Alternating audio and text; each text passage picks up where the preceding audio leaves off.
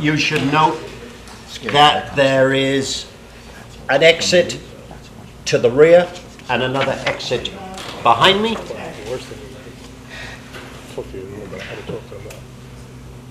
Second, I'd like to lead you all in the Pledge of Allegiance. I pledge allegiance to the flag of the United States of America and to the republic for which it stands, one nation, under God, indivisible, with liberty and justice for all.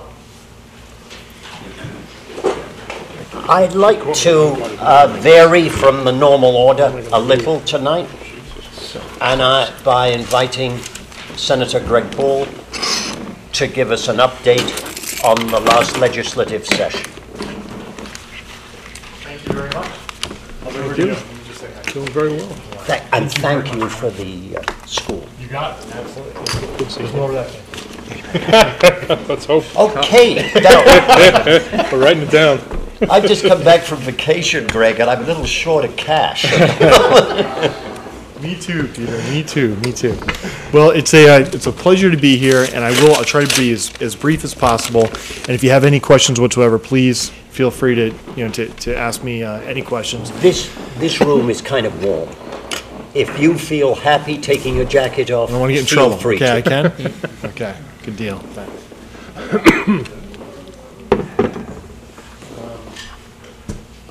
So if you looked at really the fact, I'm sure you've all seen the commercials, the new New York, right? It's a great slogan, but a lot of times, and we see in public discourse that slogans are just that. But if you really look at New York State and proving a model for bipartisanship, New York State's doing exactly that. As well as this town board, right? And that you know what, at the end of the day, when elected, maybe when you're running a campaign, you're part of different teams, but just like we see with the Olympics, they're on different teams, but it's all about sportsmanship. And democracy requires people from different backgrounds to work together. And the people expect that from us. But sadly, that doesn't happen all the time, especially down in Washington, D.C. And if you look at this governor who's done a phenomenal job of steering Albany in the right direction, our majority that happens to be of different parties, but not allowing the politics of polarization to just totally take over Albany in the way that it has previously, but instead focusing on deliverables and getting things done. I'm proud to say that this session has been remarkable, and we'll go through several of the things. With the previous majority that we had, there was approximately a $14 billion deficit. That $14 billion was closed with $14 billion in new taxes and fees previously, okay? So you had various governors. We had kind of a laundry mill of governors at that time in a different Senate. We faced over $10 billion deficit when you combine the 2 years, but we were actually able to meet that deficit and close that deficit by cutting spending, which is something that Albany refused to do for a very long time. That said, when you look at that $14 billion in new taxes and fees, it's about 124 new taxes and fees. Some of the surcharges that you see, the MTA payroll tax, all of those were part of that attempt to close the deficit with new taxes and fees. We now have to go back and get single-handedly and go back and get rid of all those taxes and fees. And just like with the MTA payroll tax, they bring on a life of their own. So now you have to go back, you have to find a way through proper governance and cutting spending to get rid of those taxes and then kill them. With the taxes, a lot of people, and when you're out there, no doubt, especially all throughout Westchester County, taxes remain the #1 issue. Jobs, taxes. But New York State, legitimately, we cut taxes, the middle class tax rate, to the lowest point that it's been in 58 years. 3 generations. How do we do that? We did that in a bipartisan way. We did that in a way that DC refuses to. We said, look, the quote-unquote millionaires tax is about to lapse, creating a huge windfall. So we will cut their taxes by a small percentage, but not as large a percentage as it would be if it was set to expire. And some people in DC, many of them from my own party, will call that a tax increase. Well, guess what? You're never going to get anything done if you play games and semantics. We cut everybody's taxes, including those making over $1 million a year, but we were able to deliver the lowest middle class tax rate by bringing those savings directly to the middle class. And that's over $3 billion in savings to middle class taxpayers. As far as spending, you know, you can get into the specifics of the New York State budget, and certainly there's still a lot of waste, fraud, and abuse. And if you talk about programs like Medicaid, right, which is a looming and growing issue right now, we spend more on Medicaid than other states combined, and I'm not talking about Kansas and Iowa. I'm talking about big states like Florida and Texas and others. But we were able to balance the budget twice at the local level. That's your job. You know it's your job. You do it. Albany's been refusing to do it for a long time. They weren't on time, they weren't balanced, and they used taxes and fees. We balanced those budgets 2 years in a row, 2 budgets that were early in the Senate, and we did it without any new taxes and fees. On the property tax cap, I know that this is not perfect, and I know that the property tax cap is forcing a discussion, and I hear it whether it be from school boards or whether it be from town boards, but I'm just going to be very frank with you. This tax cap is forcing a discussion that needed to be had on 2 fronts. Number one, it's forcing school districts in a very concrete way and municipalities to tackle with the tough issues that families and small businesses have been tackling with now for a very long time. Now, the reality is that 70% of your bill, most people's bill, are school taxes. I would have liked to seen an even keener focus on school districts. The municipalities, in many instances, are, look, you're held accountable. Yeah, you have voters. And that said, just like we capped and passed a tax cap at the local level and for school districts, Albany, if it's good for the goose, it's good for the gander. Anybody here grew up on a farm? You know what a gander is? It's a male goose, right? Yeah. Okay, cool. Just checking. You know, I'm from Pauling. So if it's good for the goose, it's good for the gander. We should cap a statewide spending. So it's forcing that discussion about runaway spending in a way that's extremely important, because we didn't get to the point where we are number 1 in New York State in out-migration overnight. We got here very decidedly and decisively by a host of decisions, and we're not going to get out of here overnight. But this, really, we saw double-digit increases in taxes, in school taxes, year in and year out. And this has changed that, where you have school districts coming in under that 2%. Also, it's forcing the issue of unfunded mandate relief. I mean, I was in I go to the New York Sports Club, and it's always an interesting occasion when you're in there and you're changing in the gym and a constituent comes up. You know, you have your towel, right? You get, Peter, you know this happens to you all the time. All the You have your towel around you, you just got out of the sleigh, hey, what's, right? And I had a guy come up to me and had my towel wrapped around me, thank God. And he said, what are you going to do about unfunded mandate relief? I'm like, I was waiting for a guy to jump out of the shower and say, what are you going to do about tort reform, right? I mean, it's just an entirely, you never would have heard that conversation even 5 years ago. You just wouldn't have. It wasn't part of the general conversation. It is now, and that's a good thing. And you're all doing a very good job at the local level, and school districts are sure as heck doing a very good job of talking about unfunded mandate relief. When you talk about unfunded mandates, this MTA payroll tax was an absolute killer. And, you know, I ran a campaign in large part on repealing this MTA payroll tax. A lot of times people make promises, but, you know, constituents are left to wonder, are you really ever going to get it done? We repealed the MTA payroll tax for 80% of the people who are paying it. There is a remainder of those paying over, I think it's 1.25 per year. We've got to continue for a full repeal of the MTA payroll tax. This was a job killer of all job killers, an insidious tax that was killing us and our local communities, and we've got to continue for a full repeal. But the repeal of this MTA payroll tax, this affected, will bring costs, well, tax savings to over 25,000 businesses in Westchester County. This is a big deal, and we've got to continue that fight, as well as fight for a forensic accounting of the MTA. Also on you know, unfunded mandate relief, let's talk a little bit about pension reform. Now, you know, there are those who say, look, you know, this is only $80 billion. $80 billion is a lot of money in the part of town that I come from. But people say, look, it's only $80 billion in savings, and it's only in the future. Well, the unions on the other side say that, well, this is Armageddon, and this is horrible. So it's interesting sometimes in politics when you have those on both sides telling you how horrible or how wrong something is, sometimes you have to scratch your head. And this is an exact example of how Albany did not follow the path of Washington, D.C.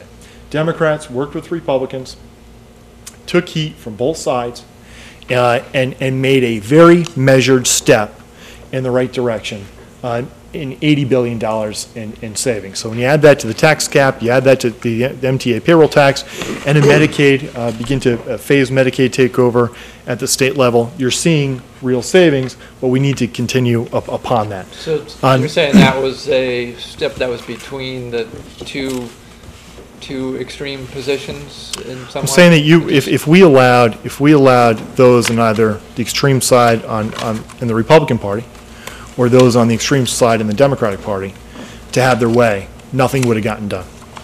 So this was somewhere in the middle. Somewhere in the middle.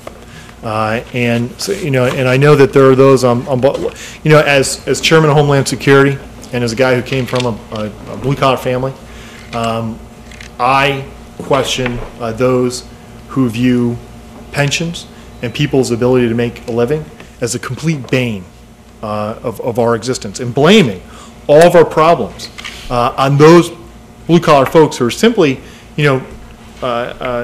making ends meet, paying their taxes, paying their mortgage, sending their kids to college. And I bring up the example all the time where my mother, I don't think she ever made more than $30,000 a year. She didn't graduate from high school. She worked at Harlem Valley Psychiatric Center. She worked nights and then she worked overtime during the day. That's how we paid our bills. I mean, we wouldn't have been able to make ends meet were not for my mom and my dad, and certainly my mother's overtime. I mean, we shopped at the Salvation Army in Danbury. I mean, that was a cool thing for me to go over with my mom. It's amazing what rich folks, throw away. And we went over there and we shopped and get a $2 shirt or two, and I would always look for the little horse. I need to look for the little horse, right? Unfortunately, the whole thing is painted very largely by these vignettes of the double dipping retired cop or something, which is a serious issue, but in terms of the percentage of the damage is, And when we talk about double dipping, which is it's a real point, whether it be superintendents or, when we talk about that, much of that was addressed in Tier 5. So to move forward with Tier 6, many of the unions were extremely upset with. I had a fear from a perspective with our first responders of making sure that we still had the troops that we need to respond to attacks. On the other side, there were those on the extreme right who viewed this as just not enough. I mean, there were members, especially in the Assembly on the Republican side, who voted against it because it didn't go far enough. And I applaud this governor for his leadership of being able to pull the unions to the table and to avoid the attacks from the politics of the extremes on both sides, and to pull together a coalition to get this done. Certainly a first step, but a measured first step in the right direction. What's Tier 5, Tier 6? Tier 6 is the proposal that we just passed, that all new employees will be New employees, not existing employees. That's right. The retirement age for everybody out there is still 62. Right. And even with that, even with it only affecting new employees, I can tell you there was a real rally call against even this. And Tier 5 was supposed to fix many of the many of the abuses of double dipping by changing the component where your last 2 years you could ramp up your income and then judge your retirement off of that. So Tier 5 in large part met that as well. So over time, we're going to see real savings from both of those tiers. Were any current employees affected in any of these changes? I could check, but it's my understanding that no employees constitutionally can be affected because promises made have to be promises kept.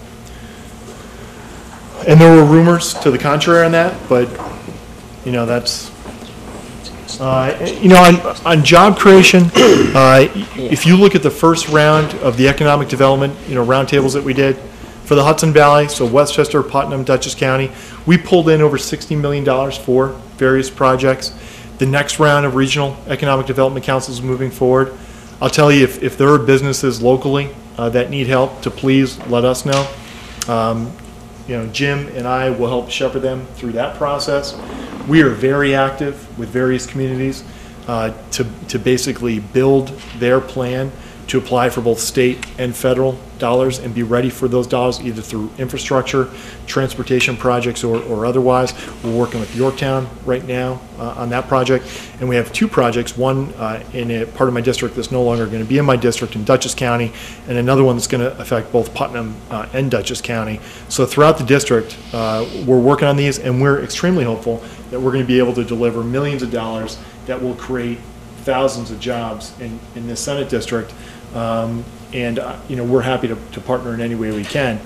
But beyond just handing out money, we have got to reverse New York's openly hostile environment. Repealing the MTA payroll tax is a good example of that. But we have got to go through, and I'm proud to be a member of the Governor's Spending and Government Efficiency Commission. And what I've asked the governor to do in this legislature is to use that commission and others to go back and take a look at the taxes and the fees and the burdens that have been created over decades to really create a nightmare scenario for many of our local businesses and small and medium enterprises. And also the dollars that are being handed out, fighting to make sure that those dollars go to SMEs, that they go to small and medium enterprises, and not to the large multinational corporations that simply move around money on dollars on a ledger, and many of which many times are contemporaneously offshoring or outsourcing our jobs. That we focus on the small and medium enterprises in the district that are here to stay and do that. On education, you mentioned the Bullet A grant that working with this board and certainly with Peter and others that we were able to secure. Those dollars are set. They will be released sometime in October. The school district, I'm happy to help as long as I'm here. There's more where that came from, and I'll continue to help. We got, over the past 2 years, about $1.2 million in Bullet Aid dollars. Greg, I just want to publicly, once again, thank you for all your work on this. I mean, this comes at a great time. I mean, we really wanted to get a youth officer back into the school system. It's been a pleasure to be able to work with you and also Dr. Kreitzer over at Katona Lewisboro, and our supervisor here, Peter Parsons, and we're working as a team effort with the board. I mean, there's a lot of hurdles we had to jump over, especially with the time frames of the academy and everything else. But I mean, it looks like, knock on wood, we're covering our bases. You certainly covered your bases for our district. So I really want to thank you once again. Thank you. I think we're all joining that. Thank you as well. And know that my I mean, I work for all of you.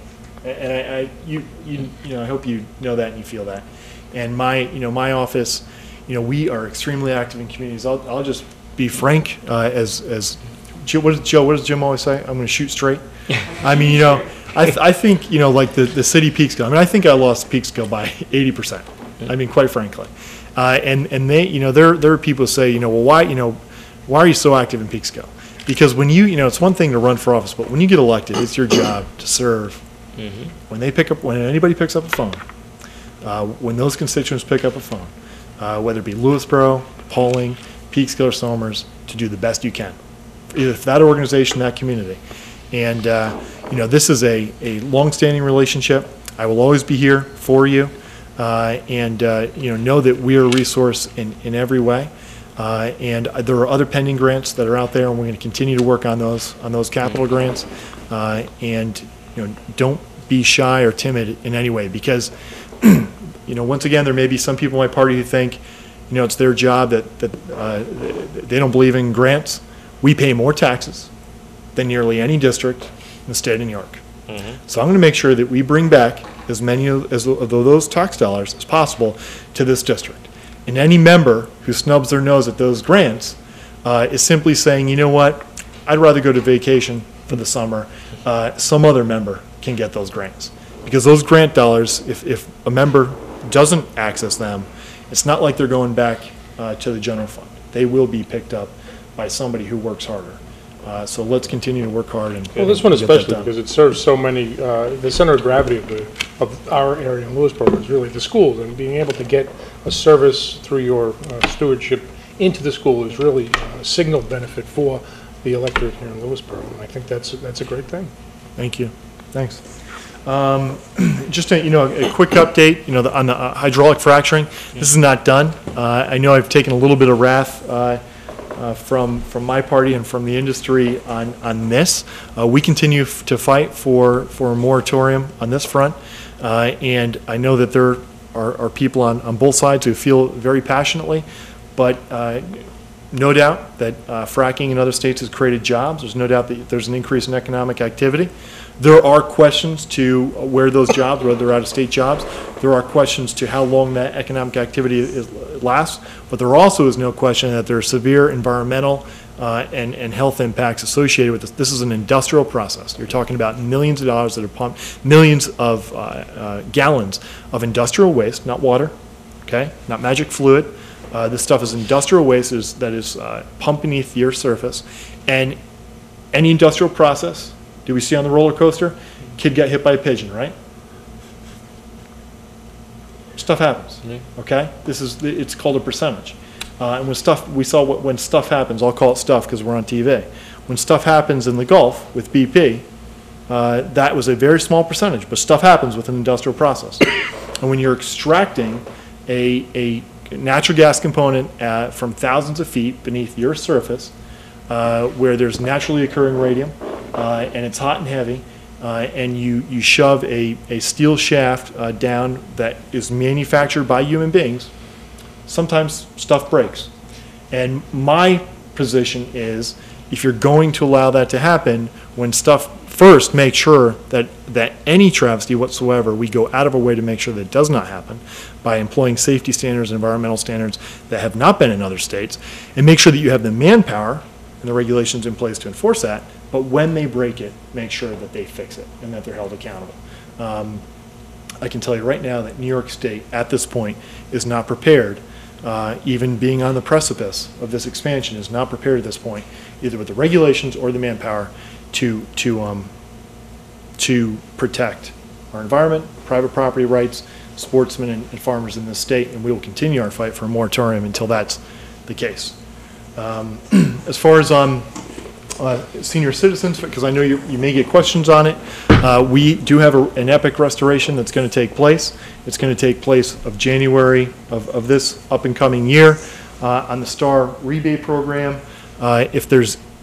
There are many reasons to go back into session before January 1, but one is for the STAR rebate for seniors to make sure that there's not only a restoration but an increase in, and when we're talking about dollars, Westchester County, it's about $319 million in tax savings that would go directly to our senior citizens.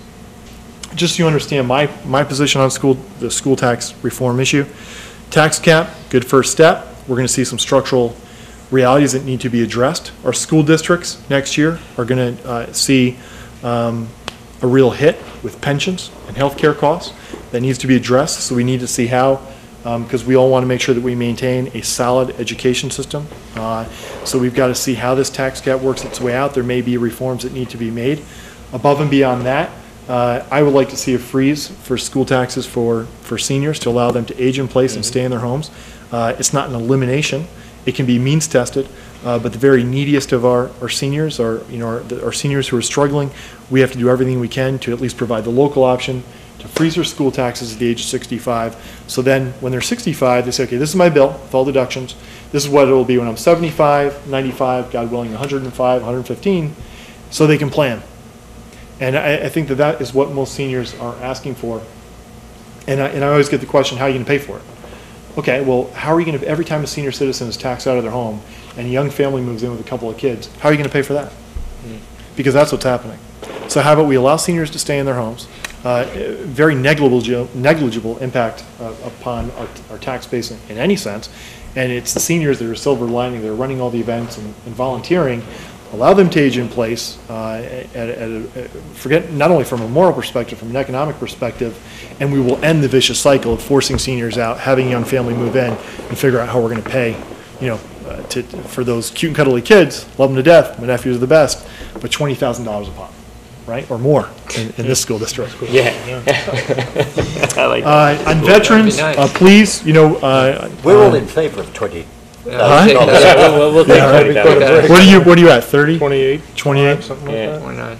We have a phenomenal school 29? district, but it's expensive. On veterans, please make sure the Veterans Hall of Fame is coming back. Two big events. One is the Veterans Thanksgiving dinner. Let all of our veterans know. Free dinner. We cooked like 120 turkeys. Last time, Jim stayed up all night cooking those turkeys.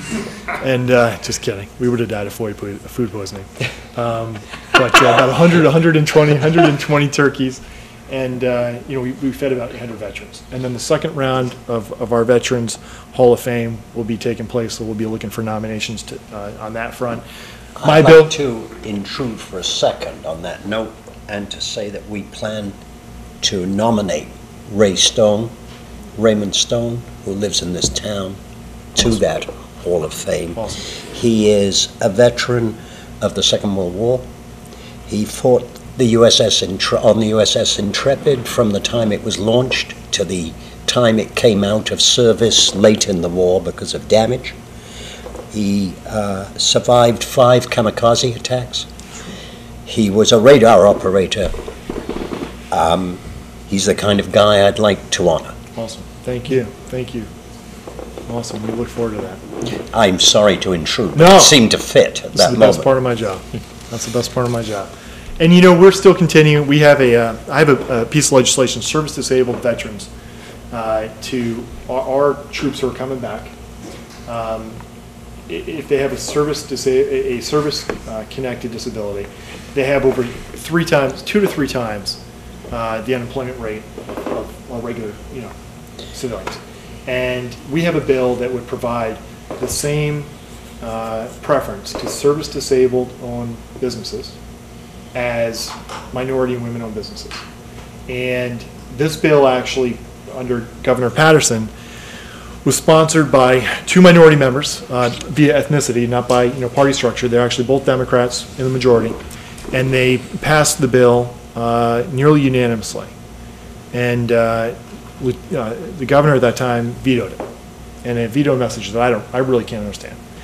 But I bring up the history of it to just say, politics, and this should have nothing to do. In no way does this bill in any way detract from the women and minority-owned business program, which is important in and of itself. This is just in addition to that. And the troops that I have met with in the hearing, they're not asking for a handout. They're just looking for an opportunity.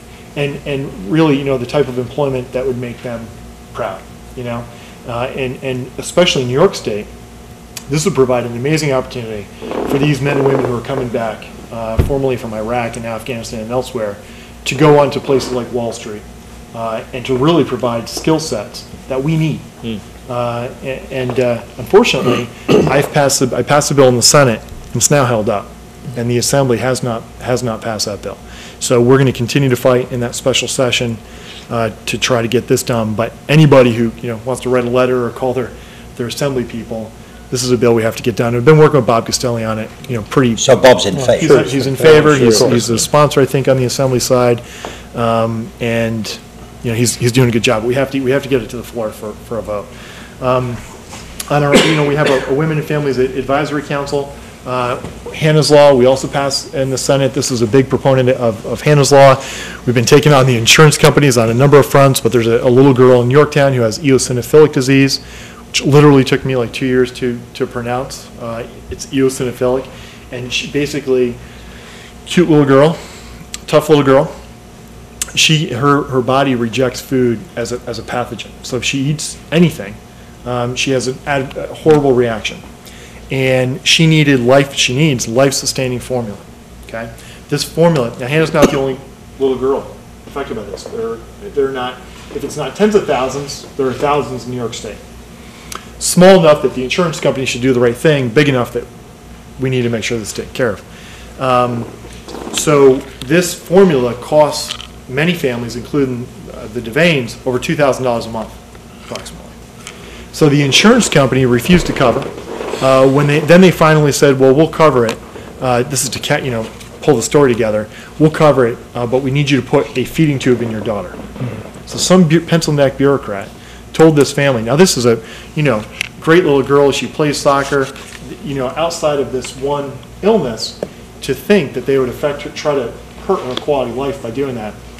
We got involved. It's taken a couple of years now, but we actually passed this bill in the Senate against great lobbying against us by the insurance lobby, and continuing our fights in the Assembly to get this done. There's a lot of politics I don't like.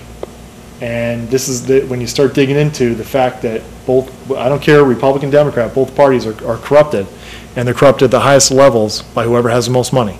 And the insurance lobby is a lobby in New York State that is extremely powerful and extremely dangerous. Multi-billion-dollar profits, and they're not doing the right thing by families in this state. Another issue is the out-of-network issue, where you have a heart attack, you you get rushed to the hospital, they send you to another place that can actually take care of your acute cardiac condition. You wake up, you're alive, and you have a $99,000 bill because you were out of network. And that's a real example, and that's BS. And that's an example where both the mom and the dad were completely covered in both instances, and the husband and wife were completely covered, fought for all good reason that they should have been covered in this.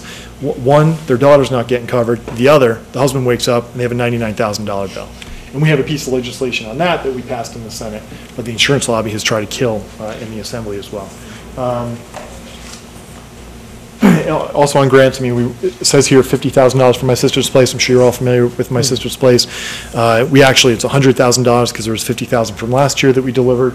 And then for Northern Westchester and Putnam Women's Resource Center, we got them $50,000 as well. But above and beyond that, there was a law that at the 180-day point, maybe by state statute, we were forcing victims of domestic violence out of the shelters. So we literally saw instances where you had pregnant women at the 180-day point that were being kicked out because the state would no longer fund it at the 180-day point. We passed a bill that has been signed, I believe, been signed by the governor, passed both houses, if not unanimously, nearly unanimously, to end that and to allow 4 extensions, which was a big deal. And we worked with Carla as well as My Sister's Place to get that done. And then animal, this is a big one. This is my dog. This is Hannah. She's the best. It's the love of my life. And see, isn't she great? Come on. She's a wonderful runner. And we got very active with puppy mill, piece of puppy mill legislation. People say, what are you talking about puppy mills for? People losing their jobs and our taxes through. I know, I'm on that. I'm working it, but I love animals too, okay? Please. I can chew gum and walk at the same time. So we got the puppy mill bill passed to allow for very extensive regulations to try to end this practice. Okay, so any questions? Mr. Supervisor, you gonna kick me out? No, I'm gonna bring you back to something which concerns me as town supervisor. The 2% cap, Yep. in a sense, does a good thing. It forces us to think. What's beginning to concern me about this town and several other towns around is that we're piling up debt in the future to repair, which we may not be even borrowing at the moment, but at some stage we've got infrastructure problems that are becoming nightmarish. I, in common with many other people here, I'm sure, and maybe even you, have been knocking on doors getting petitions signed. I have got one attack on me. Roads, roads, Yeah. roads. This isn't unique to this town, but the 2% cap makes it that's one of the easiest things to not spend money on. We need help. Right. I know, and I can tell you that I think some of these things that have moved forward, it may not feel like lightning speed because we're dealing with their implications now. But from the governor's perspective, he had an agenda that he needed to get out of the way, and now we've got to go back and whether it be CHIPS funding or whether it be real infrastructure dollars. We have got to take a real hard look on bringing serious allocations in infrastructure directly to both, our county and our local governments. And in my opinion, stimulus dollars that come in from a federal level, any future dollars that come in that they should be directed, those dollars are best spent on infrastructure and job creation. The best way to create jobs locally and to make investments that are longstanding is in our infrastructure. And I'll work with you on the projects that you have that are outstanding to try to pick a couple off here or there. I know that I already have a list, and we'll continue to work on those. And then from a larger perspective, we got to make sure that the DOT in our area, that we get a fairer share of our funding, which really has dwindled year in and year out. And occasionally a little bit more responsiveness, although that's not really maybe within your power to get. Well, we I can, mean, on 121, if there are I specific, really tried to get a couple of things done while they were working there. It was like having a brick wall. I think you hit the nail on the head, though, about infrastructure. I mean, it's something we've seen over, unfortunately, the past, God, not even 12 months with the hurricane, Yep. the snowstorm, and now the recent microburst. I'm not sure what other term to call it other than a microburst that we just went through. Freak thunderstorm with hail and 70-mile-per-hour winds. But, you know, finally we got a little better response this time from NYSEG. They're getting a little bit more, you know, prepared. We had some tree trimming and all done after the hurricane, Yep. and I think we had natural tree trimming from the snowstorm and everything else. But I mean, these are taking a toll not only on the DOT roads, but on the town roads that are already many times in disrepair. Right. So anything that we can do to work collaboratively with the state to be Yep. able to get more funding to help work on our roads or any other infrastructure projects, if we could even work with NYSEG in certain areas, possibly to start talking about putting some of the lines underground. yeah. I mean, it's a huge endeavor to start thinking about doing that. But I mean, if this is the kind of, you know, weather pattern we're going to be in for the foreseeable future, I think we got to start looking at some ingenious ways and things that we could do to kind of, you know, protect that. Because having people without power, Yeah. with 100-degree days for 5-6 days in the summer, or or almost 2 weeks, or having people without power, even more scary in the winter when they Yeah. can't heat their homes and their pipes can freeze and cause a myriad of other damages. It's something we really have to start, you know, putting our heads together and seeing what solutions we can come up with. Yeah, we, you know, with the, we were active, I know, Peter, this is the first time we met, during the last, Yes. and, you know, we had a follow-up roundtable on that front, and I'm a large proponent of using whatever, you know, if we can get dollars, even from the federal level, to put, as you know, our lines, critical lines, Yeah. under the ground, create jobs, and eliminate a problem. During the roundtable, it came out, I think the number was high. It wasn't just 2 or 3 times the Yeah, cost. Yeah, It was high. incredible. It was Yeah. incredible cost that came out, so, $1 million a mile or something. it was some large Yeah, number. yeah.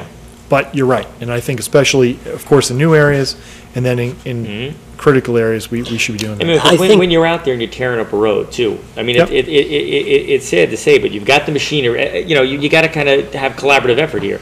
You got DOT out there, they're going to do a whole huge road project, sometimes they got to reclaim the road, you got the machinery out there, you know what? Yeah. Now's the time to start, you know, laying the foundation to be able to do that. One thing Same we- thing with the Tappan Zee Bridge. When you start talking about the tap and you don't have you know, mass transit on it, that's insane. One thing that we may want to consider is to pull together our local elected officials and have a real serious, no press, you know, real serious one-on-one and talk about our infrastructure needs and communication. That's one thing we may want to do. On the Tappan Zee, one of the things that we're moving forward is a P3 piece of legislation to allow for public-private partnerships. And, you know, the Tappan Zee is an example where, and, you know, Jim brought this up, when you talk about mass transit, you're right. There's a real need to make sure that mass transit is a component on the Tappan Zee. A P3, a public-private partnership, probably wouldn't be an example for the existing Tappan Zee project because of the fact that the design build phase has already moved forward. But right now they're talking about making the Tappan Zee transit ready. And as my chief of staff has pointed out, also known as the real senator, the George Washington Bridge was supposed to be transit ready. It was supposed to be transit ready. That bottom deck was for the same thing. So, you know, maybe for the transit portion, we could use a public-private partnership to get that done, to find out where that extra $5 billion or so is going to come from. But I think that we all have relatives in other states. And if you go to some of these Little League fields, they're beautiful. If you see some of these roads, they're beautiful. We do see construction in other states, bridges and whatnot. And we pay higher taxes than many of the people we visit in these other states. And I think many times we're left scratching our head, where the hell's the money going? And that's enough. We have to have a very Just honest drive conversation. through West Virginia. We could have such a discussion about, but Yeah. you start going to upstate New York, you start going to Catskill, Cairo, Leeds. I was up by Great Sacandaga Lake just recently over the weekend. I mean, it's depressed up there. It really is. And you got to start thinking about it. If you're going to have any kind of other transit or any kind of opportunity to put something going straight up the thruway, I mean, the opportunity is there. And now you've got the main crossing there, and you're not looking at having some kind of mass transit on it. I mean, We're gonna have to think outside the box, because Yeah. the taxpayers, are already overwhelmed. That's where this P3 legislation comes in, and on August 23rd, we're gonna be having a community conversation on that legislation. I think one of the things when you come to looking at damage, or the damage which electricity blackouts do, is the fact that more and more people are actually working from their homes. Yeah. All of those people who work out of their homes go dead, effectively, Yep. when the power goes out. And that's a problem. Right. It's not a visible problem because it's tiny little individuals. Do you know what I mean? Yeah. But if you add it all up, there is a huge cost Yeah. to an electrical outage. And the exact time, many times when they can't get back to work, if there is a desk there for them, Yeah. to be at. Any other questions? I'd just like to pick up on Peter's comment about 121 and Cross River, and what we run up into with the DOT in our town very frequently is you'll say, I want a crosswalk here because it's not safe. And they'll come and they'll do their statistics and they'll say, oh, you don't rate one because you don't make the numbers, And yet it's our main street. It's the center of town. What do you mean? The people who walk across there don't deserve a safe crossing? So, we get in touch with them as they're paving, and they look at it and they say, sorry. I ask that we follow, let's follow up. And respectively with what Dan is saying, even more egregious than that, let's talk about in front of the town park. We're trying to get a light there. Even, we have our officer out there, during this time of year at camp, but we had an accident there. There was a fatality that they had to heli-lift somebody out of there. It was a couple of years ago when we had that issue. I mean, we've had multiple other accidents. There's a very bad situation, and every time we bring it back to the DOT, supervisor after supervisor, we've gone up there trying to do this, and they say, well, if you want it, you have to pay for it. Oh, you can do it, but you're going to pay for it. It's like a major sum of money to put a light in and the extra lane there and everything there. I mean, it's ridiculous. And here we've had actual, injuries and fatalities at that site. Well, I can say that in the previous budget, there were dollars that were allocated for, with not only with DOT, but also with the MTA, Metro North, two separate entities. But if there's a way that there may be dollars available, so let's follow up. Let's have a meeting. I'm willing, come to town. I'd like to do that. Okay. The gentlemen at this table have been taking all of Greg's time. I'd like one more. Oh, okay, I was trying to throw it to the blue sky audience. thing. I think Yep. it's an interesting thing. You mentioned the insurance companies and the difficulties sometimes in working with them, and I happen to think they're a big obstacle to improving healthcare in the country. Yep. Vermont has decided that they're going to target this this flexibility that's built into the new healthcare law and structure their own single-payer healthcare. Of course, they're restricted. You can't kick in until 2017 or something like that. There's some restrictions, but they're going to do that. I think in some ways it would release a tremendous amount of economic energy if you take the healthcare burdens away from companies and all the uncertainty around all that. It'd be a great economic boost. Is there any discussion at all about that in Albany about using that option?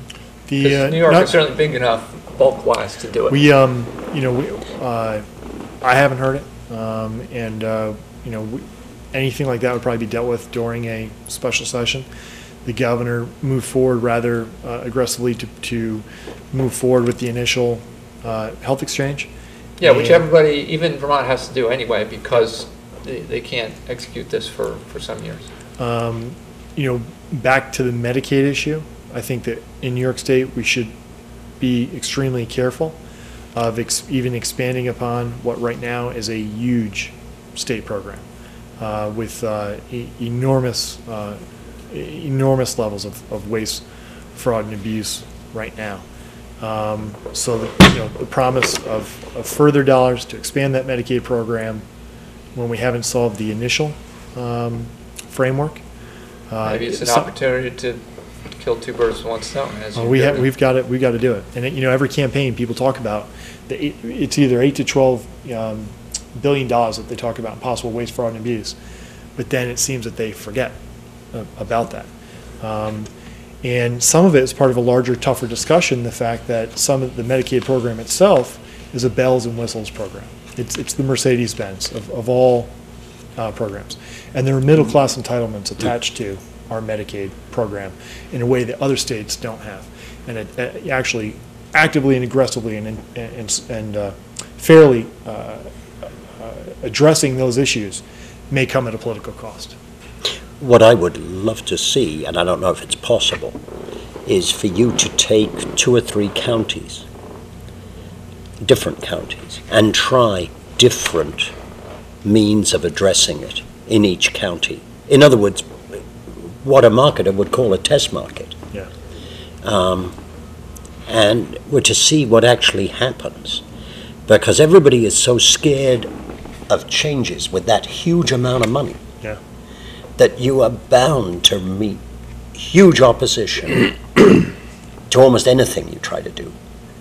And I think about the only way through it is to bluntly try something in a relatively small area and see what the results are in terms of either greatly increased costs or greatly decreased costs. That's a personal point of view. Sure. I've got a couple of things. First of all, you mentioned a huge middle-class tax cut. Did my tax rate go down? How?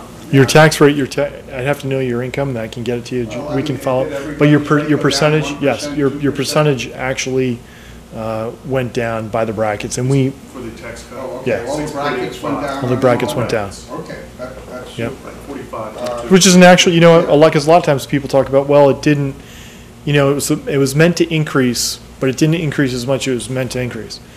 It Well, actually, I'm not talking about how much it's not going up more. I'm yeah, talking about how much but that's your it's going- typical gorilla, Ross Perot used to call it gorilla dust. Well, When the silverbacks, they don't want to fight, so they hit the ground and throw the, but in this case. This is a real cut. State tax rates it's a real, went down it's a real cut. for a given income. In fact, even those above, because there were some of those in the Tea Party and otherwise that said, there's this, you're increasing taxes on millionaires. Even those making over $1 million will see a cut, but it was only a cut of 0.3%.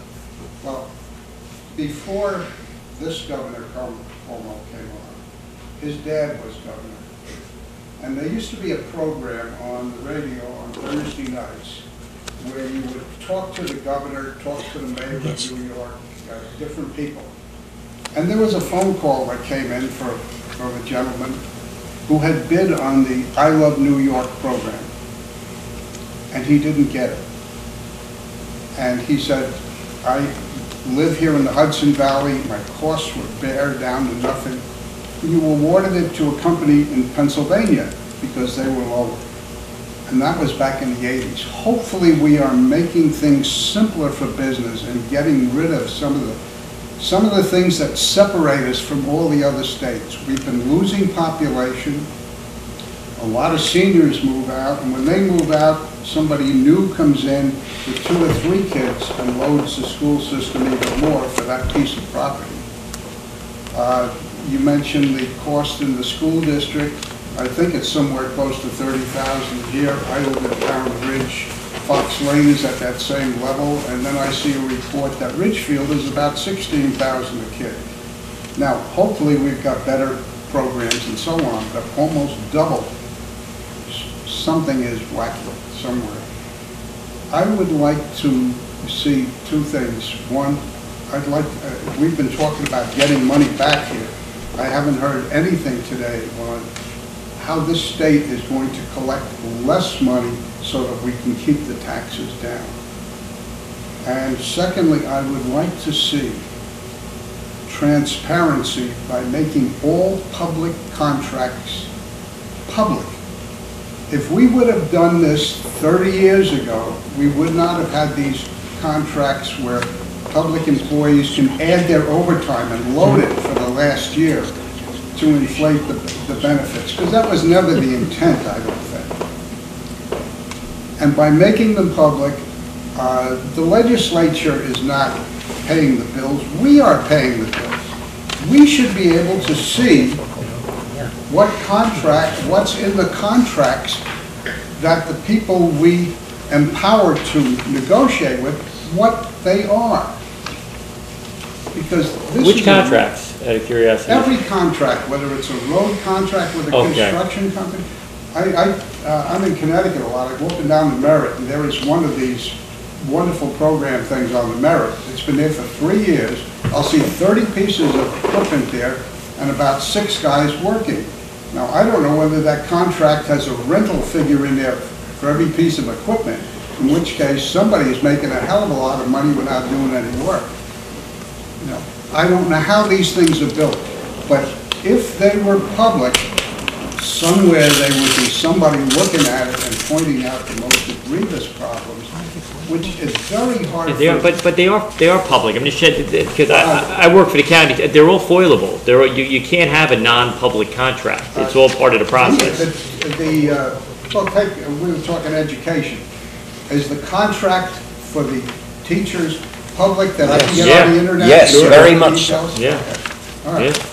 But I'm, you know... And all of the police contract, all the county contracts are there. You can look at CSEA, you can look at the Teamsters, management, all those contracts are all out I there. mean, most of us are not equipped to do it, but there's always somebody that could. And we keep pointing back to years ago that nobody knew that all this excess overtime was going to load the system. No, they knew it. I mean, I think that the point is that, the point I made earlier is that we didn't get here overnight, right? When we talk about New York State, there's a lot of good stuff happening, but we're number one in a lot of the wrong ways. Out-migration, overtaxation, hostile business environment.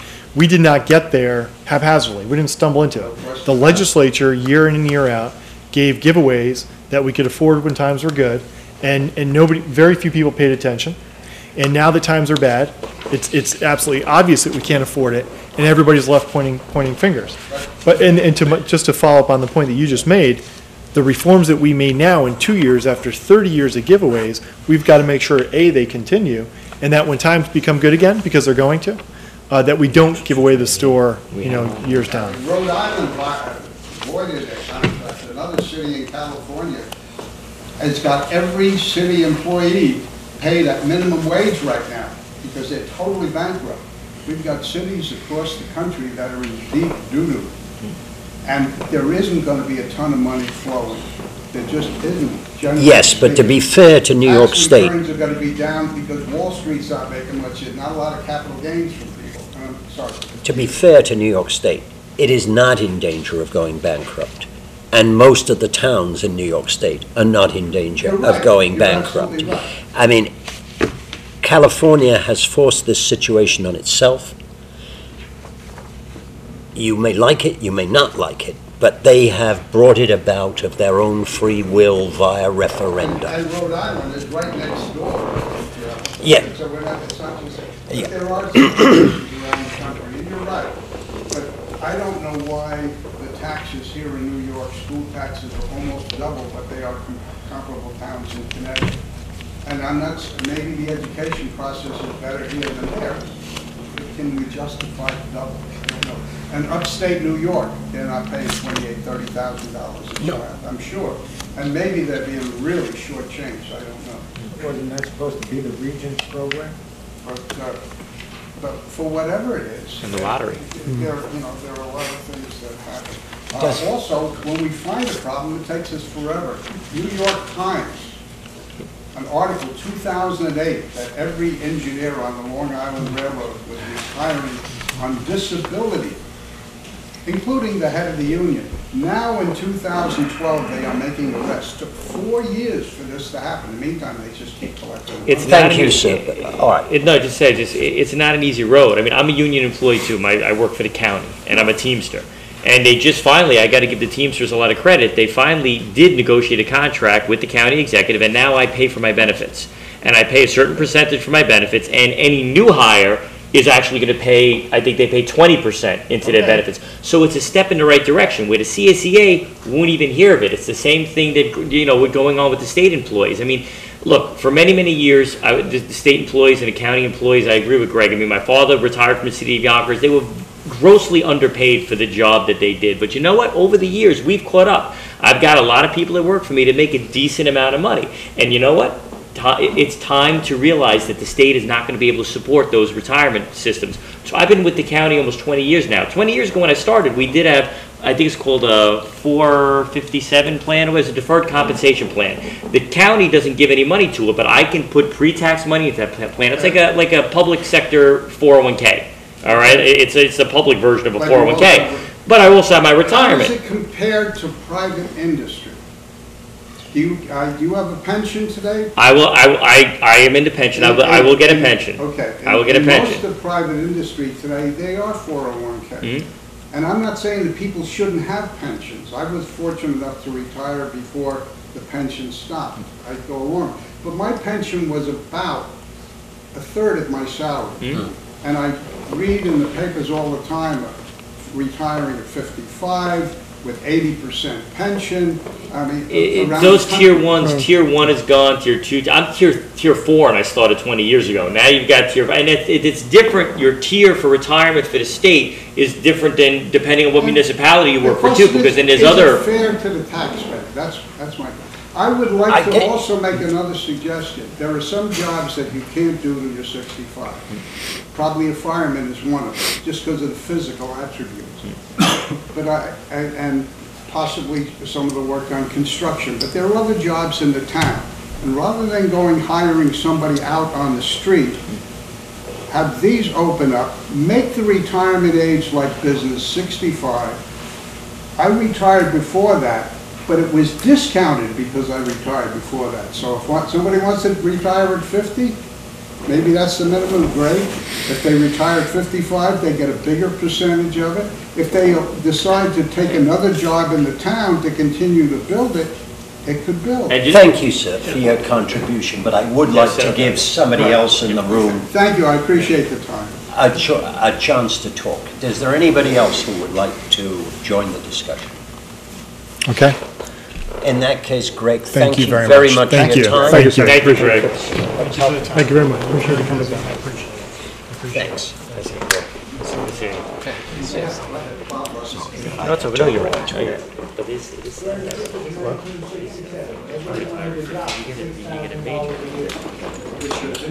and he doesn't want it.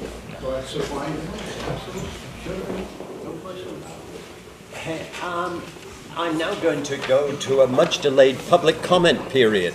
Is there anybody who still has the lungs to speak? Take care. Thank you for coming tonight. Thank you. If there are no volunteers, I am going to close the public comment period and go to Letter of commendation. a letter of commendation for the police and highway departments. The letter of commendation is from Joe Tansey in Twin Lakes. Specifically, he wanted to thank Peter Rippinger, the highway crew, Chief Frank Secret and his department for assistance on Oskalita Road I'm going to Tracy now, in helping deal with beavers and helping deal with the traffic at the entrance. Secret has responded to traffic problems by placing a traffic speed device near the culvert area, and the beaver has hopefully found another residence. I then wanted to pass on to a lady named Beverly Wilson of Boughton Road, wanted me to publicly thank Linda Uris for helping her during a power outage on July 18th. She said to me, "Without Linda, I would not be able to continue living in this town." She also thanked the library for delivering books to her. And finally, I have got comments on Linda Uris's performance during last week's storm when she visited a mass of the seniors in town. On a personal point of view, I'd like to thank Peter DeLucia and Peter Rippinger for their work during the storm last week. Thank you. And Because you know something about it, you might even like to add. I just want to add, at this point with communications, I want to formally thank our Chief of Police, Frank Secret, for going out above and beyond, not only doing his duty the evening of the storm, being out there, reporting back to me what was going on, and working the following day along with Kevin Finney from our maintenance department, and taking extra time to drive up to Brewster with Kevin to pick up the dry ice so that we did have dry ice and water available for those residents that still were without power. I want to thank Peter Rippinger and all of the guys at Highway for busting their butts, along with the South Salem fire guys, because really what got hit the worst was Wacabuck and South Salem area was where most of our outages were. This time, Vista and most of Golden's Bridge and Cross River got, somehow avoided by the storm.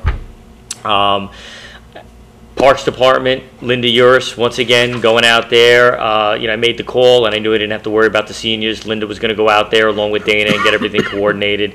Everybody at the townhouse, Joanne, Janet, everybody that was at the townhouse that day helping out. It just was a great team effort, especially at a time where a lot of people were on vacation and weren't around. Just want to put that out there to the staff. Everybody did a really good job. And also our Assemblyman, Bob Castelli, for actually contacting our supervisor, knowing that Pete was away, and then contacting me, keeping us both in the loop prior to the storm even hitting, letting us know what was going to be going on with NYSEG and how they were going to handle the situation.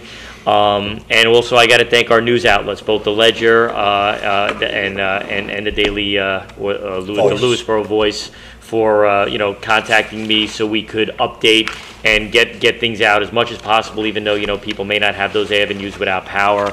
And also the clerk's office, once again, for just constantly updating the site, letting people know what was going on. It was a good team effort, and NYSEG actually came through with having some extra trucks. Pre-positioned early on Thursday, knowing this was going to hit, calling some trucks from Canada, the border of Canada, and Plattsburgh coming down. Believe it or not, we were able to get everybody back up and running a lot quicker than what's happened in the past. So just thank everybody. If I missed anybody, I'm really sorry, but it was a real team effort. Thank you. I'd like to move on to the consent agenda. And propose a resolution to approve the minutes of the June 25 and July 9th meeting in the year 2012. Do I have a second? Second. Discussion. All in favor? Aye. Aye. By the way, the video that you can pull down the YouTube videos is great quality, and it's a nice feature now. Yeah, I was going to come on to that later on, Yep. where I really wanted to announce to people that there is no need whatsoever to wait for the videos of town meetings to appear on Channel 20. If you have a computer, with an internet connection, you can tune into the town website, see a video of the town meeting, and I can promise you that the quality of the transmission is absolutely first class, or it was the day when I went on. It was really first class. It's a fantastic opportunity for you town board buffs to get your fill of us. And you can email any one of us. We have 8x10 glossies available. Dan has a nice one signed, so not a problem. Okay. We're now going to go to new business. I would like to, oh, what? Leo, Leo. come on up and tell us what you're doing. Leo, what are you doing? Come on up. You're the next contestant. The bench. Yes, Yeah. sorry, didn't I say that? I meant the resolution of the ban. You might remember a few months ago, we had a discussion when the contract for the ADA, the ADA upgrade at Onager was discussing more than what the HUD grant would provide for. The HUD grant, which was in existence, I guess, 5 or 6 years. This year, we've finally utilized it. The HUD grant itself was for $148,800.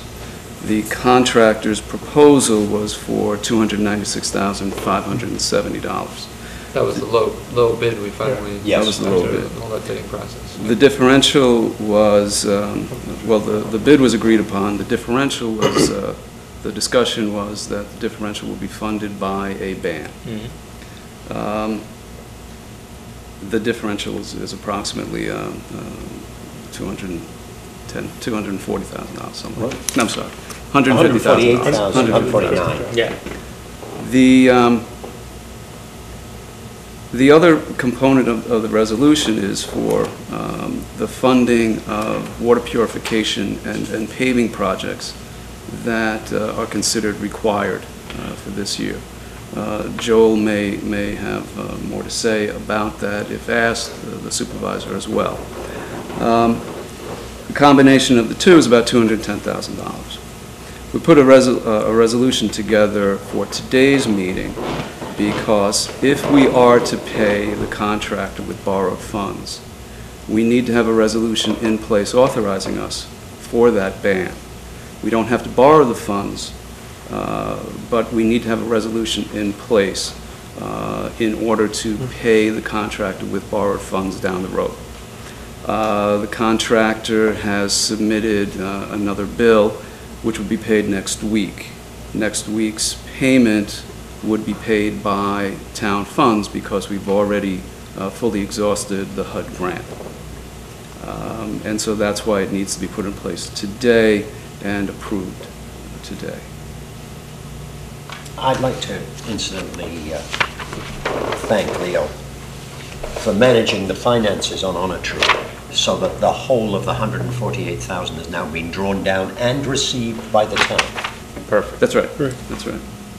Which, if you remember, was something which was kind of a gun to our head earlier this year. Goes back quite some time. So Leo, if I'm to understand you correctly, the imminent bill that's forthcoming from the contractor has to be paid by the town? Well, to be specific, the bill is for roughly $60,000. A portion of that would be paid by HUD grant funds, What portion? roughly 50%. Okay. The rest would need to be paid with town funds. And do we have that budgeted for, or is it going to have to come from the ban money? That would have to come from the band money. None Okay. of this work was Okay. above the HUD grant. None of it was Okay. budgeted. Okay. The point being that even if we were to come across a windfall whereby, or even if Leo was to pay that out of available funds right now in full, we could not, which he will do, but if he does that without the authorization for the ban, we cannot go back and do I the ban. understand. Yep. But you anticipate it coming from the ban money? Yes. That's right. Okay. I'm gonna make Are we a forced to motion- do that? No, at this point, no. I just wanted to keep the window open in case down the road, the ultimate decision was to go with the ban. I got it. Of us when we vote on. Okay. You're gonna do a roll call. I make a motion to authorize the bond resolution dated July 30th, 2012, as prepared by Fulbright and Jaworski, our bond counsel, In summary, to reconstruct the reconstruction of town-owned buildings for ADA compliance and to meet water purity standards, $250,000 of bonds. Do I have a second? Thank you. Discussion? I would like to call a roll call vote on this. Dan? Aye. Peter? Aye. Frank? Aye. John? Aye. Myself, aye. So moved. Clean. So moved. Clean, I like that. Oh. Let's move on to the next item here. Thank you. Thanks, Leo. Thank you, Leo. Thank you. Oh, we can't do the weather. Having,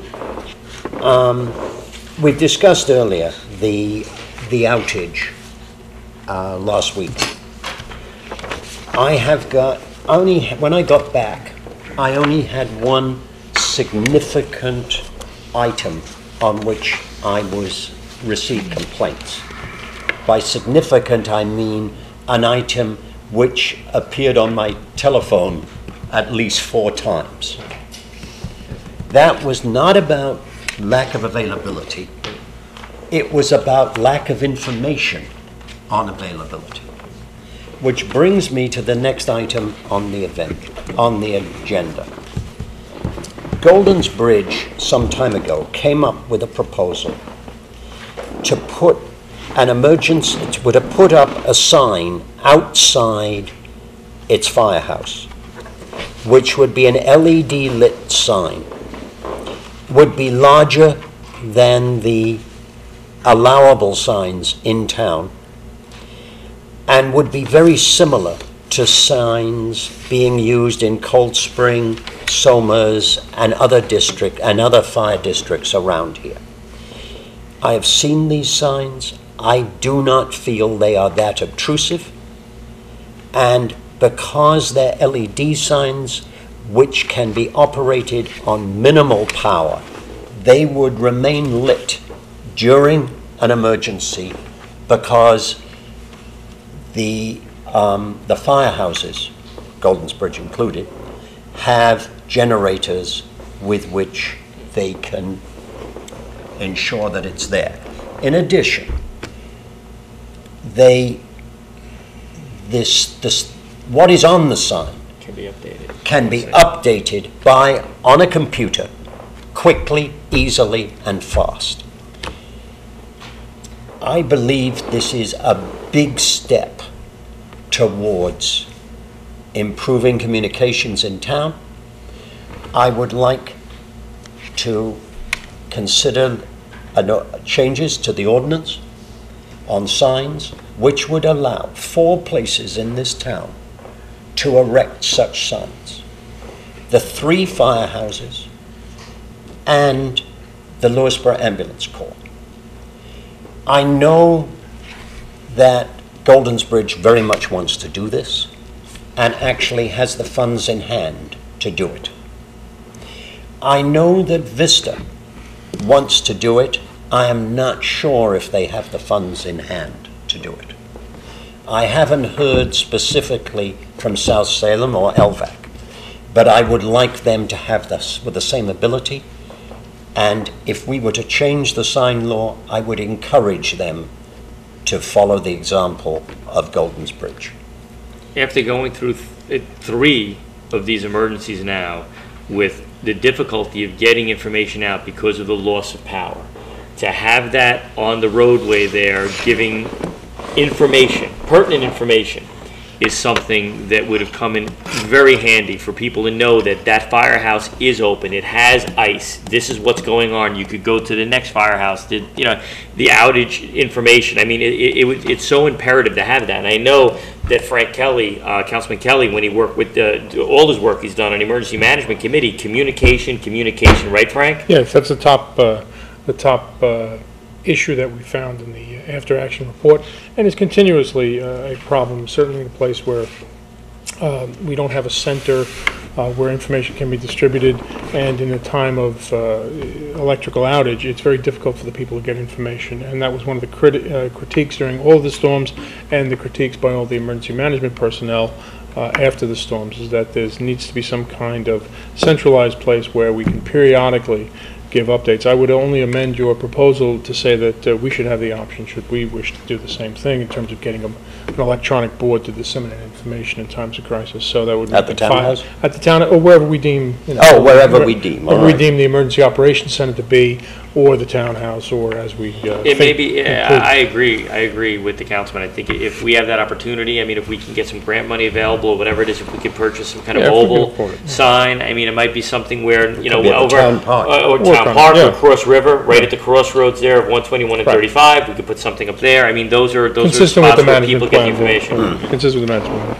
But it's a good idea. So I have a couple comments relative to that. I think I agree with everything that's being said, that the lessons learned in the wake of these storms is that communication was a real problem, and disseminating it to our townspeople. So I think it's a fabulous idea, and that has my support. Until we're able to garner the funds to be able to have some control over our own individual sign, I'm wondering if there's something that we can incorporate into an ordinance which enables us to collaborate with these four venues and compel them to disseminate information that we deem to be appropriate. The management plan, management plan has that in it. Joanne? To use the Golden Bridge sign, there will be a program where someone in the town, or you can give the information to the firehouses. The management plan has a communications plan. And if they're compelled to do that, and we incorporate that into I would the say ordinance, that I would think be- that's a good idea. That would be something, because it's emergency services. Joanne and I had, she had brought that to my attention during the storm, where, wow, this would have been an opportunity if we had it.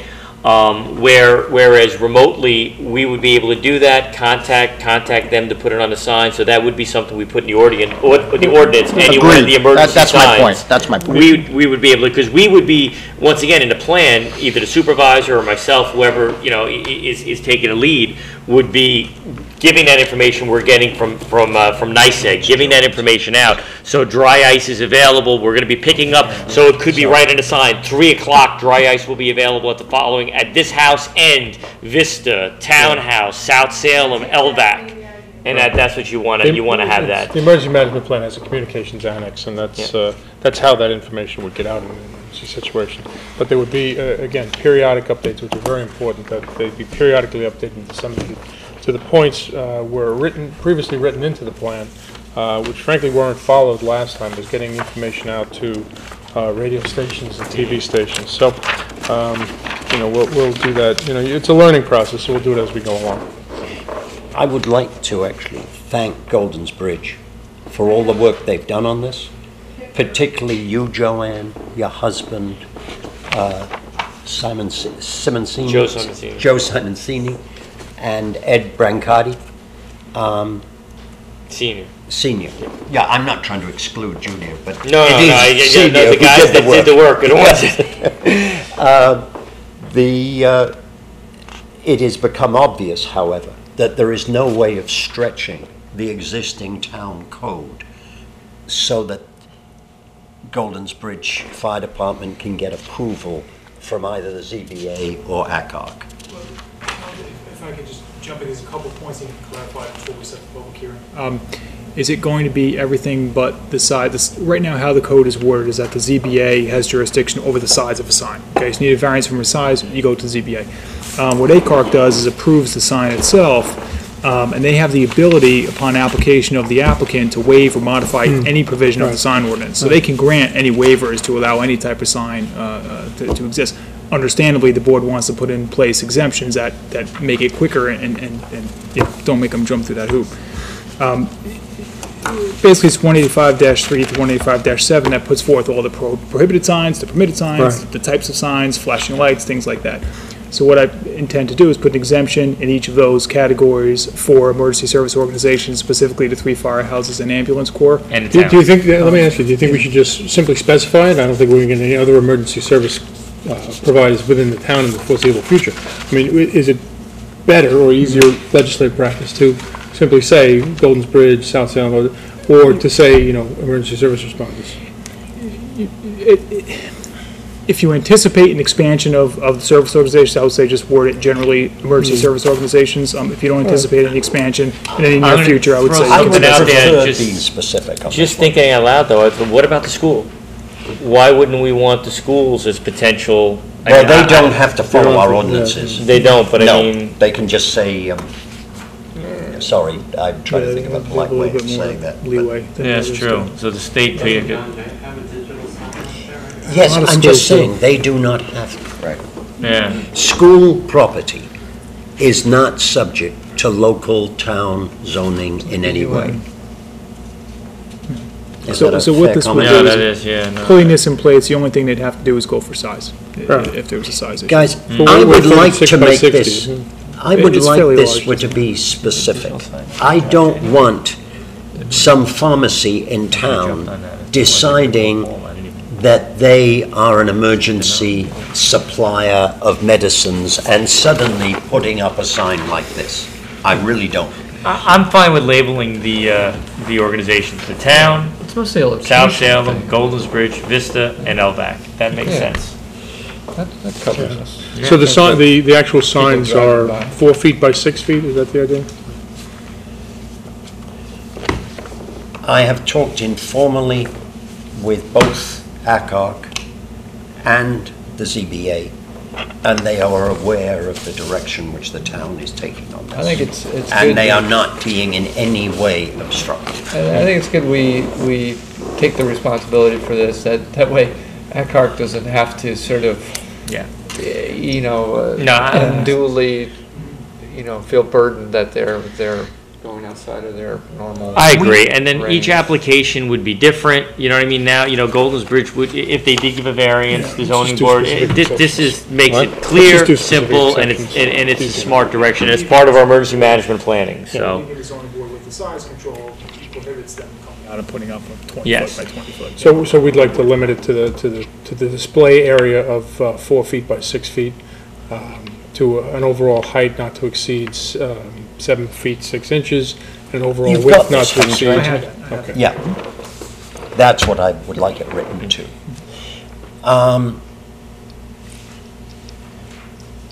In that case, is there any more general discussion?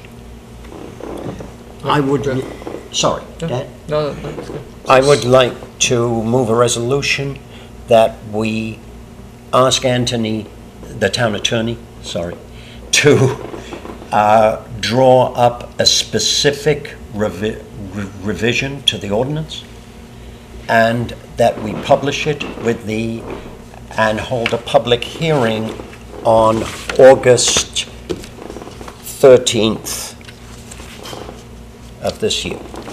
That give us enough time? I think so. Yeah.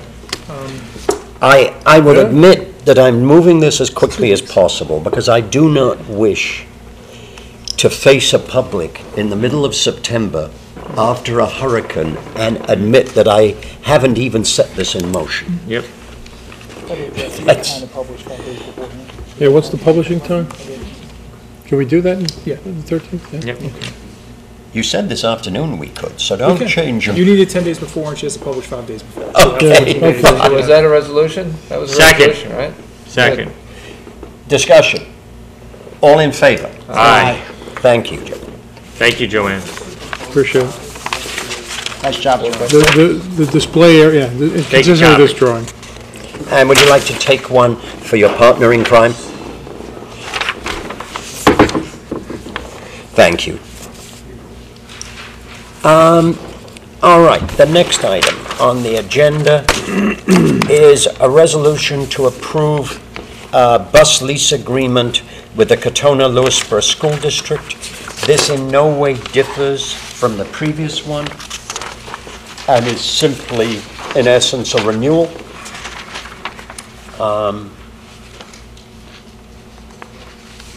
I'd like to propose a resolution adopting this.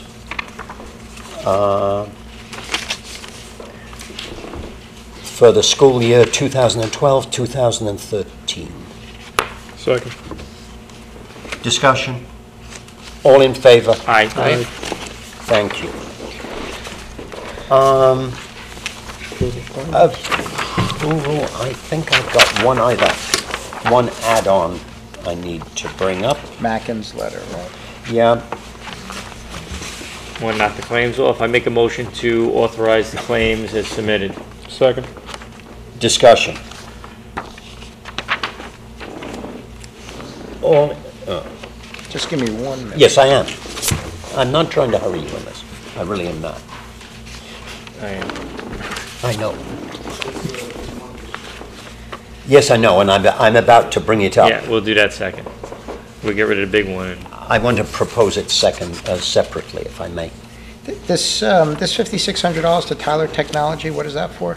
That is, for- Page 14. Last one was for the council.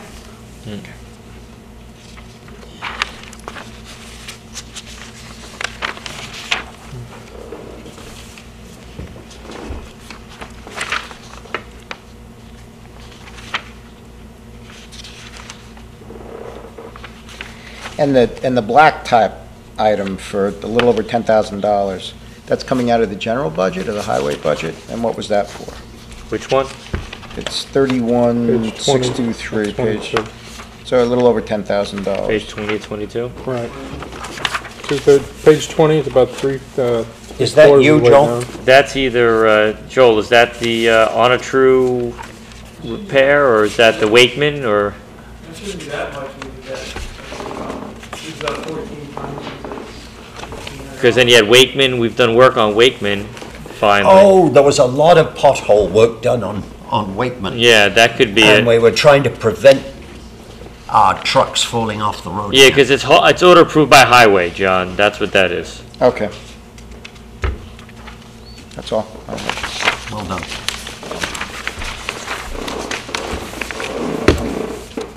All in favor? Yeah, I'm just, all in favor? Aye. I would all separately, I would like to propose approval, if I can find it, of of the town paying the petroleum bulk storage registration for Onatru. We need to renew the permit, which expires on the 8th of August.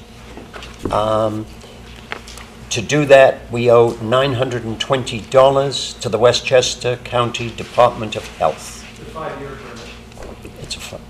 I move that you pay it. Second, discussion.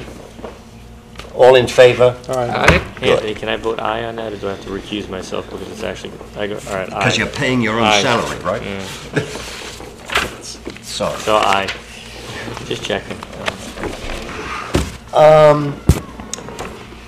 I would like, oh, yes, now let's move, before we do anything else. At a previous late-night meeting, after we'd come out of executive session, we agreed that we did not wish to waive the fee for use of the Lewisboro Town Park for a benefit for the Wolf Conservation Center. I've been asked, and we've all been asked, to reconsider that. Have you received this, Peter, or not? I'm looking at it again, I think I read it. I quite honestly don't really wish to change my mind on this. Yeah, and I don't. Not because I believe that the Wolf Conservation Center is in any way a bad cause. I have drunk to it several times in the last 6 months with Peter DeLucia as bartender. But, and also another far more attractive lady, Yes. Helene. But, however much I support it, I don't want to run around it waiving fees without, this is the taxpayers' money I'm waiving. I think the key here, at least to me, when we had this discussion, and once again, I think the entire board has been friends of the Wolf Center and in favor of everything and all the great contributions they've done for the town. But on the same note, when we asked would they waive the fee for having the Ambassador Wolf at Yes. camp, it's the same thing. If we're going to waive this fee here, why are they then charging us to do that service? And I think that was the discussion we had, and I why. think Peter had that discussion with them, and if they were And they pretty much refused. and they were pretty much in understanding it was Yeah. going to work that way, and we'd Yeah. just keep a business relationship. So maybe Denise, who's sort of running this concert organization, maybe she's not sort of in the loop with that dialogue. And I she's just think, in heard fact, that it- while I haven't talked Just to making her another directly since the last vote, I know that Connie has. I will call her again after this vote and see if I can get her this time, and make clear what the board's position is, assuming as it remains the same, and I'm sensing it does. It No, does. no I concur. You know, you need reciprocity if you're going to engage in waivers. We're not embracing very strong economic times, and we just can't, no matter how de minimis it may be perceived, we just can't, we have a fiduciary obligation as taxpayers to be very cautious and prudent in the way that we expend their money. And so I concur. My initial position has not changed. Okay. Do I have to move a resolution? No, because we've already had that resolution, and we just decided not to change it, that's it.